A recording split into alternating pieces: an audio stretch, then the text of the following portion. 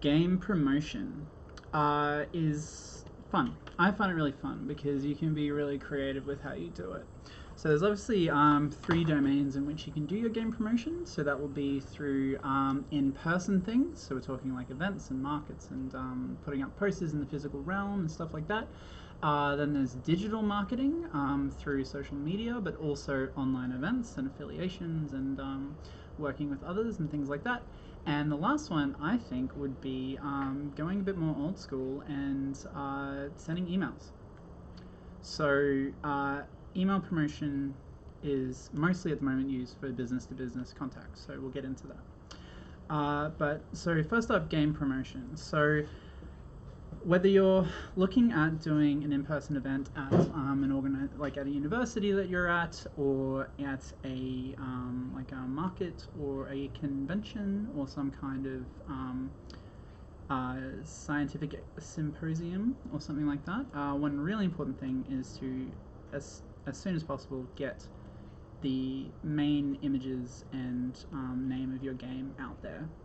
That's pretty obvious, but some tips that I have in terms of selling in person to people and promoting your game would be in a physical environment would be work on getting your description of the game down to just a very tight and interesting.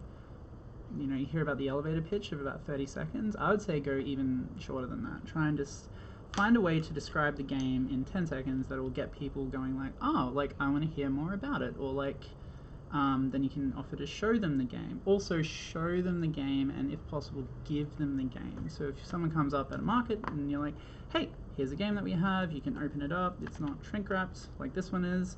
You know, look at the cards, look at the art, look at that kind of thing. People really enjoy that. So you would go, this is Virtual Reef Diver. It's an educational game where you explore the Great Barrier Reef, see some beautiful animals, and learn how to contribute real data to marine scientists who work on the reef. It's developed by ASIMS and Queensland University of Technology. So maybe that wasn't 10 seconds, but that was very brief, and I was trying to highlight just the key things. So it's educational, it's a game, it's got real research behind it, it's attached to like big institutions, it's a bit kind of different.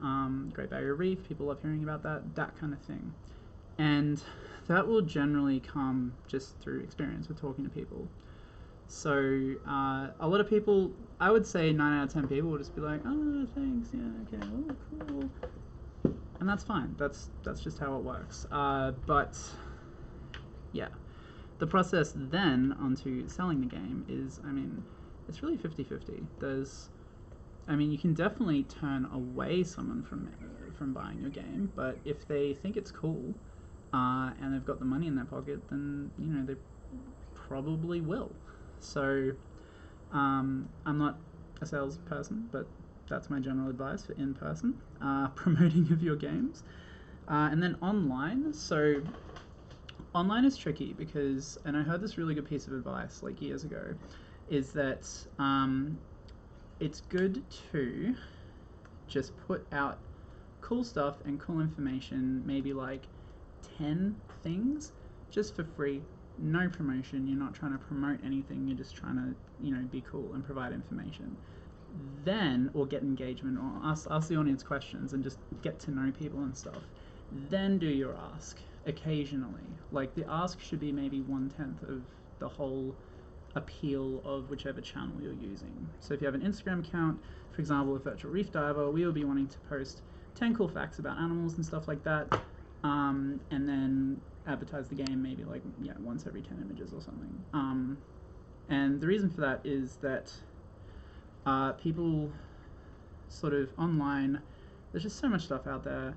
The way to hook them is to make them feel a bit invested in your page and stuff, and want to support the ongoing provision of the thing that they are enjoying getting from you. So, and the type of people that would like, for example, to learn cool facts about animals are probably the kind of people who would then like to play a game about cool facts about animals, and also to learn more things about it. So that would be my like bulk recommendation on that. Also, don't do Facebook boosts. It doesn't work quite as well. as targeted advertising, but if you're in the position, definitely get help with this, because it's something I'm not an expert at, but as soon as you do get an expert, things will go a lot better in that realm. And finally, retail and distribution promotion. Okay, so what I'm going to do is I'm going to, in the downloadable materials, provide an example of a sell sheet. So I actually label them as information sheets because I think it's a bit gauche to call it a sell sheet when you're sending it to retailers and stuff. But yeah, essentially what they want to see is just main points, like a single A4 page about your game. You're contacting them being like, hey, do you want a free sample to play this? Do you want to give it a go? I think it would be cool in your store. Or, for you to sell to the stores that buy from you, and you want to go into what the game is, any accolades,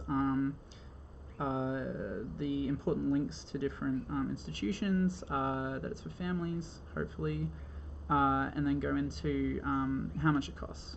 So the average, I'll go into this a bit more later with working with retailers and distributors, but they generally, they're not going to pay retail price, obviously, for the game to be sent from you. So you might need to do a bit of maths.